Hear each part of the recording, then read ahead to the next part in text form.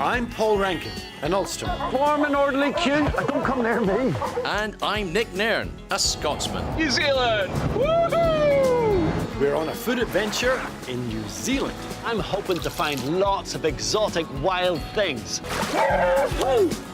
This week, we're in Hawke's Bay on the east coast of New Zealand's North Island. Olive trees have been planted around vineyards for thousands of years. It so happens that I know a fella called Jeff Crawford.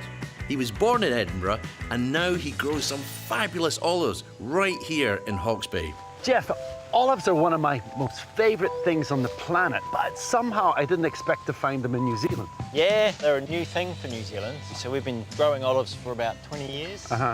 We've got about 6,000 trees around Hawke's Bay now that we source from, making olives, olive oil and other products out of them as well.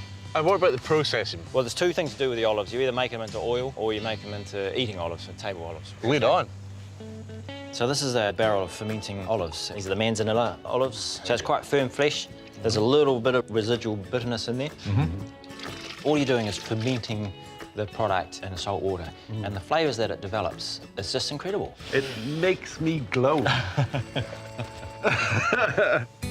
So I'm dying to taste this oil. So this is the...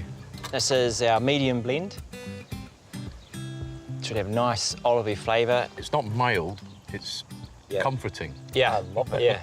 It tastes like sunshine. Sunshine in a bottle. So this is one of the things you're known for. It's an olive powder dried in a special dryer which saves that flavour. And that's a massive flavour in there. So this is the... Dukkha, olive dukkha. So that's got nuts, spice and seeds in it ground up with the olive powder. What great flavour. One of my favourite dishes is to get a fillet of fish, flip-flop it in the olive dukkha just to season, and then pan fry in olive oil. And these ones? Kalamatas. I've never tasted Kalamata olive like that. That is sensational, huh? Absolutely. Great products, Jeff. Do you know what would be lovely with that very fruity oil? Would be a bit of fish and some tomatoes. Yeah, and you know what will freshen it up? Lemon. Lemons. And also savouriness. Leeks instead of shallots. Those are not Jeff's.